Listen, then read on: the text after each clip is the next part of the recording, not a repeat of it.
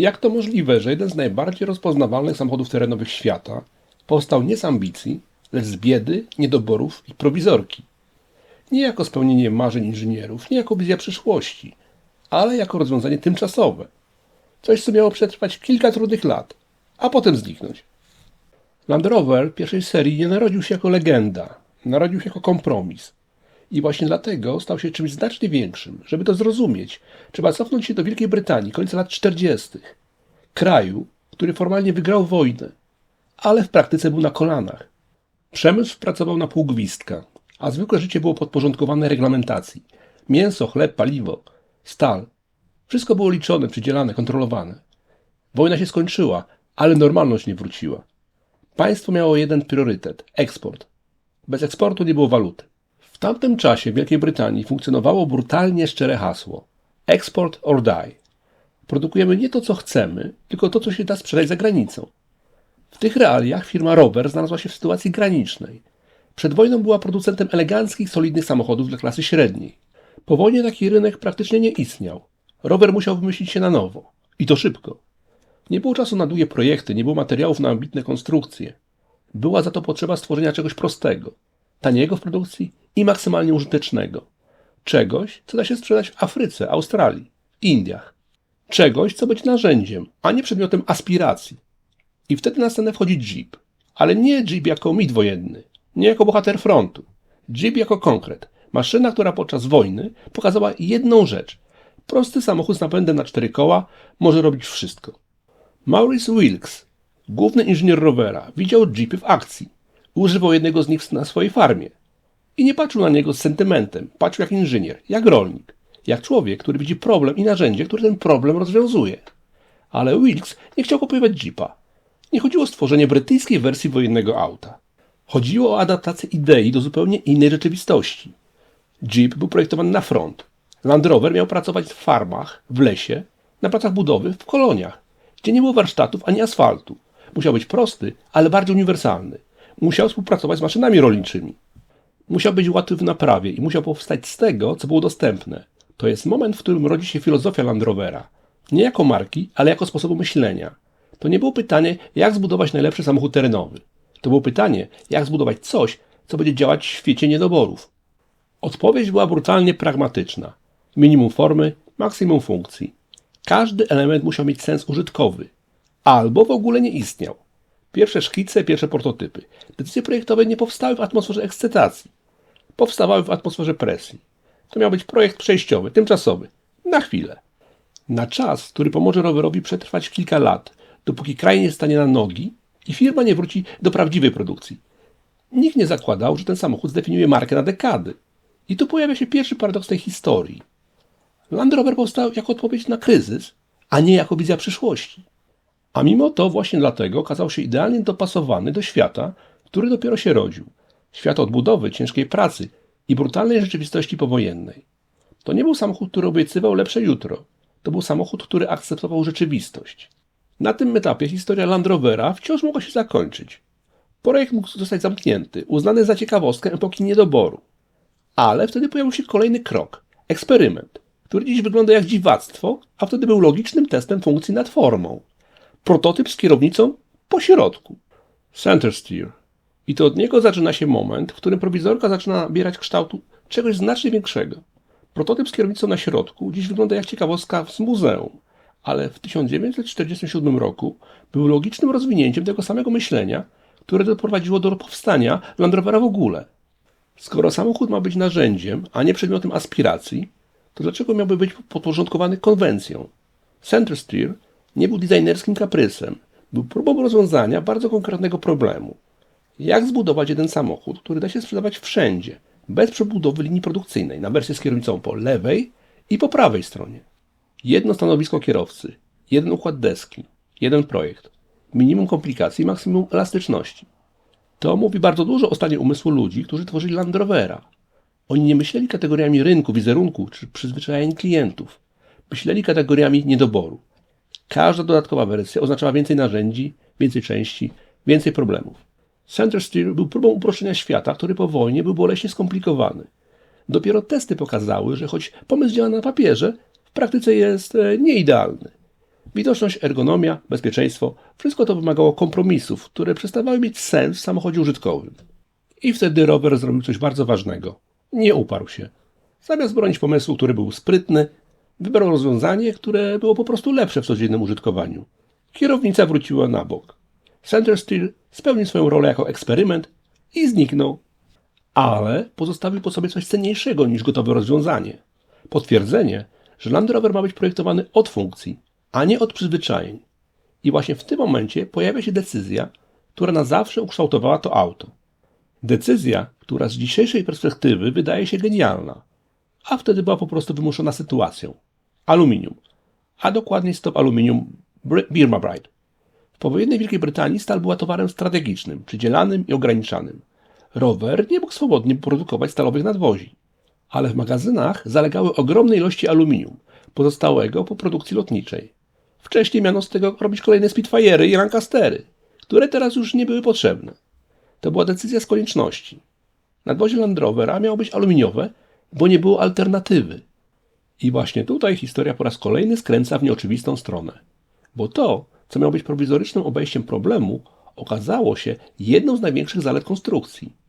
Aluminium nie rdzewiało jak stal. Było lżejsze, lepiej znosiło wilgoć, błoto, klimat tropikalny. Tam, gdzie stalowe auta po kilku latach rozpadały się na kawałki, Land Rover trwał. Na farmach, w koloniach, w dżungli, na pustyni. Nie dlatego, że ktoś to przewidział, ale dlatego, że wojna zostawiła po sobie określone zasoby. To jest jeden z tych momentów, w których wciąż widać, jak bardzo Land Rover jest dzieckiem swojej epoki. Gdyby stal była dostępna, być może nadwozie byłoby stalowe. Gdyby rynek był bogaty, być może samochód byłby bardziej dopracowany stylistycznie. Gdyby nie było presji eksportowej, być może projekt w ogóle by nie powstał. Ale świat był jaki był. I Land Rover dokładnie do tego świata pasował. Kiedy forma zaczęła się stabilizować, kiedy prototyp przestał być eksperymentem, a zaczął przypominać produkt, przyszedł moment, który dla wielu marek byłby testem wizerunkowym. Dla Land Rovera był testem sensu istnienia. Targi w Amsterdamie w 1948 roku. Pierwsza publiczna prezentacja. Bez fanfar, bez obietnic, bez marketingowego nadęcia. Na tle eleganckich europejskich samochodów Land Rover wyglądał jak narzędzie, które ktoś przypadkiem wstawił do salonu. Płaskie panele, odsłonięte nity, brak jakiejkolwiek próby przypodobania się oku. I właśnie dlatego zwrócił uwagę, bo świat w 1948 roku nie potrzebował kolejnego ładnego samochodu. Potrzebował rozwiązań. A Land Rover był jednym wielkim komunikatem. To auto będzie pracować, będzie ciągnąć maszyny, będzie jeździć tam, gdzie nie ma dróg, będzie użyteczne. To był samochód do roboty i to wystarczyło.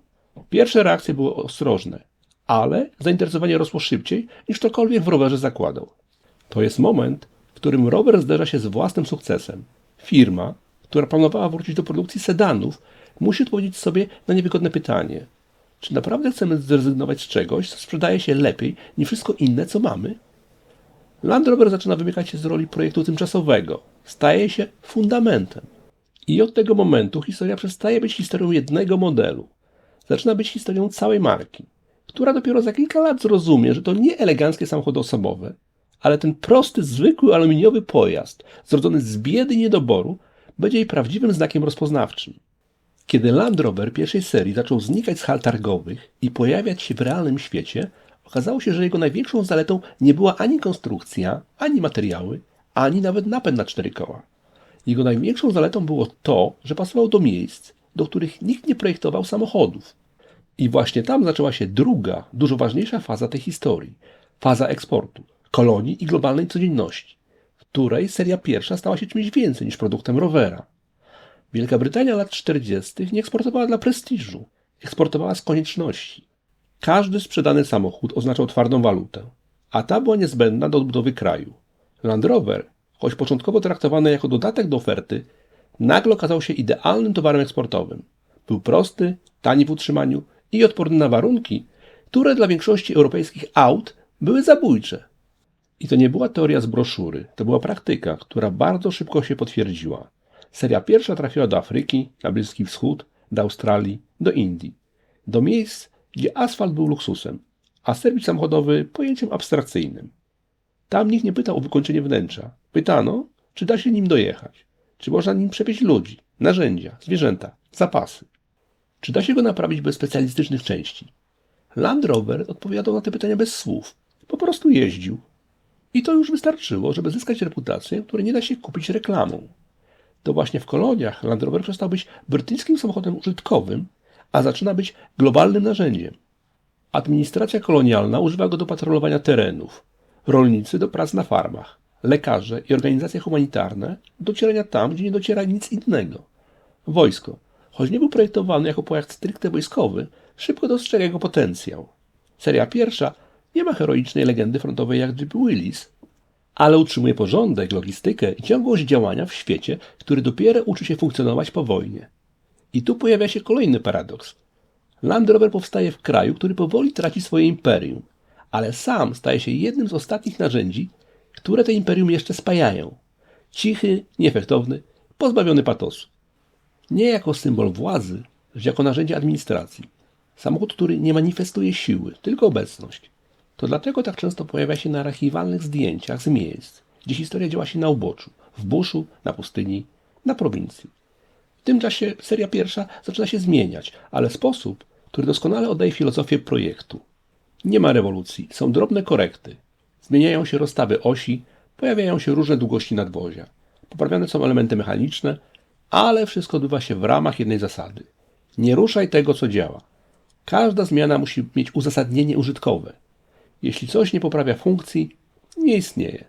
Land Rover nie goni za nowoczesnością. On reaguje na doświadczenia użytkowników, na błoto, kurz, pęknięcia, przeciążenia. To użytkownicy, a nie projektanci, są tu głównymi autorami ewolucji. I właśnie dlatego seria pierwsza tak długa pozostaje prymitywna w oczach tych, którzy patrzą na niego z perspektywy komfortu. Ale ta prymitywność jest świadoma. Jest wynikiem selekcji. Każdy element, który się nie sprawdził, znika. Każdy, który działa, zostaje. W ten sposób Land Rover staje się jednym z pierwszych samochodów, których rozwój jest wprost oparty na realnym użytkowaniu w ekstremalnych warunkach, a nie na wyobrażeniach biura projektowego. W pewnym momencie rower musi zmierzyć się z faktem, że seria pierwsza nie jest już dodatkiem do oferty. On jest ofertą. Firma, która chciała wrócić do eleganckich sedanów, odkrywa, że jej przyszłość została zbudowana na samochodzie, który początkowo traktowała jako prowizorkę. To trudny moment tożsamościowy, ale też moment, w którym zapada decyzja. Land Rover nie zniknie. On zostanie rozwinięty, uporządkowany, wzmocniony i stanie się osobną linią, z własną logiką i własnym rynkiem. Seria pierwsza nie kończy swojej historii spektakularnym finałem. Nie ma jednego momentu, w którym świat nagle go uznaje za ikonę. Jego znaczenie narasta powoli, niemal niezauważalnie. Każdy kolejny egzemplarz, który dociera tam, gdzie nie dociera nic innego, dokłada cegiełkę do reputacji. To jest legenda budowana kilometrami, nie nagłówkami.